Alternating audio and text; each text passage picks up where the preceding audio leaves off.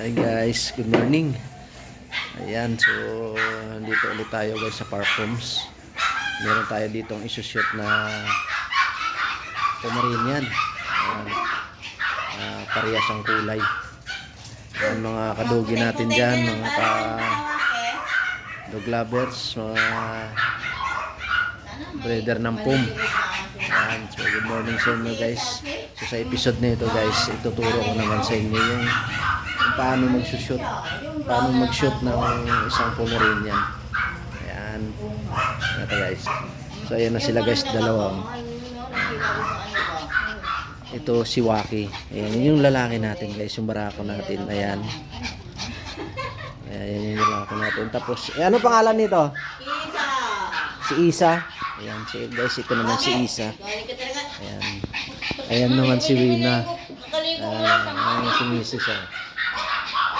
Ayan si Wina, yun yung nag-aalaga ng mga aso na to. Yung mga cute na Pomeranian. Ayun. Ayan guys, masyadong ano kasi yan si ano. Masyadong aggressive. Itong si Waki. So ayan guys, umpisa na natin. Panoorin nyo to guys para malaman nyo rin kung paano mag-shoot ng Pomeranian.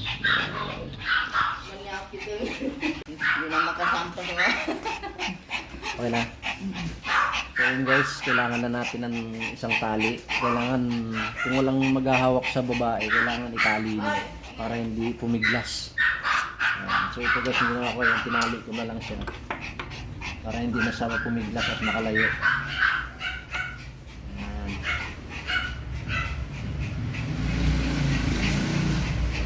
So guys, ang una yung i-prepare, tali. Kung meron kayong busal, mas maganda. Busalan niyo yung babae, lalo na pag first time. Lalo na pagka alam yung medyo matapang yung babae. So ito kasi guys, hindi ko na sa bubusalan kasi mabait naman po ito. So, ayan, nakatali na siya guys. Ang hawak nyo dito, katulad nito, pinakatong ko lang sa dito sa may upuan para tampay sa ano at maayos kong mahawakan. So nasa sa inyo na yan kung saan nyo sa ipatong, pwedeng sa lapag lang, pwedeng sa ibabaw na lamisa kasi maliit lang naman sila. Ayan, so ayan namin ito. Ito.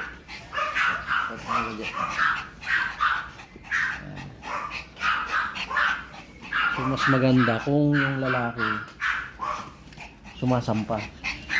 Kasi mas mahirap i-shoot yung lalaki na hindi sumasampa. So yun na guys, sumampa na si Waki. So yung gagawin natin guys ito, hawakan nyo lang yung titi niya. Ayan. Tututok nyo dun sa ari ng babae. Ayan. So ngayon, hintayin yung bumayo. Mas maganda yung umaano siya, kumakanyod. Ayan. So, sabay tulak ng puwet. Ayan.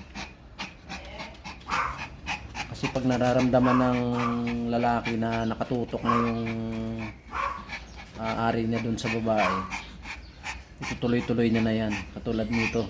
Ayan. Ayan lang guys, pumasok na. Nag-lock na yan. Ayan. Ayan ito. Ayan. Ganun lang guys kasimple ang pagsushoot. Pero ano lang, mag-iingat lang tayo kasi mayroong mga aso na pag hinahawakan nyo pa lang nangangagat na, lalo na pag hindi kayo kilala ng aso.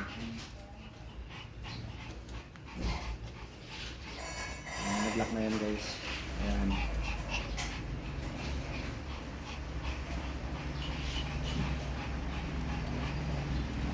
So hintayin na lang natin matapos yan. Siguro mga 8 or 10 minutes or hanggang 15 matatapos na to. Ayan. Pwede na natin siyang bitawan pagka nag-lock na. Pero meron naman akong mga sinushoot na hindi naglalak. Pero sure naman yun. Kaya yung mga nagsasabi na hindi raw nabubuntis pag hindi nag-lock. Hindi totoo yun.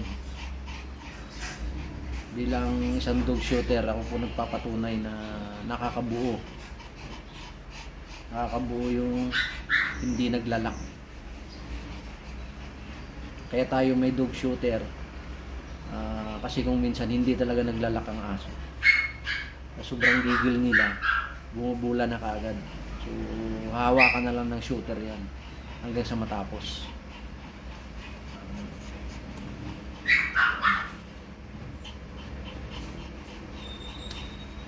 Yan. So, yan lang guys. Kung may natutunan kayo guys, pa-comment na lang ako dyan, pa-like. Share nyo na rin.